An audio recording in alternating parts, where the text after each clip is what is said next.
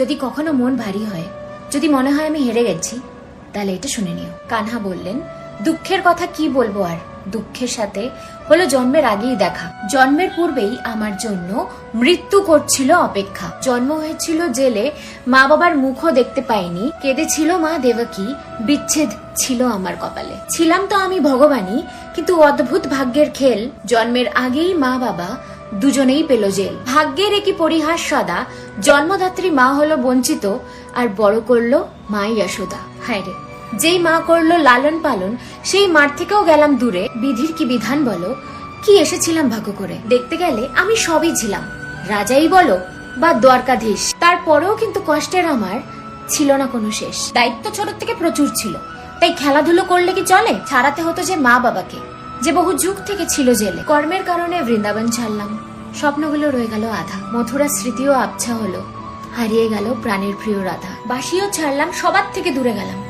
সুদর্শন গ্রহণ করে মুরলী মনোহর বাঁশির শব্দই ভুলে গেলাম। মাখন চুরি করতাম এককালে, আর এখন আমি ন্যায়াধীশ। নিয়তির খেল কি অদ্ভুত না, আজ জিতেও আমার সব শেষ। হাজার হাজার অভিশাপ কুড়ালাম, চোখের জলও ফুরালো। মা গান্ধারীর অভিশাপে আমার স্নেহের দ্বারকাও ডুবলো। বিশ্রাম করছিলাম আমি, তীর এসে বিঁধলো পায়ে। মানুষ তো তবুও শান্তিতে বাঁচে, আমি তো মৃত্যুও শান্তিতে পেলাম না। হায়, মানুষের এই রূপে না জানি আমি কি কি দেখলাম। দ্রৌপদীর বস্ত্রহরণ, অভিমন্যুর অকাল মরণ, দেখলাম পতন হতে আমার বংশ, আর দেখলাম কুরুক্ষেত্র যুদ্ধের ধ্বংস।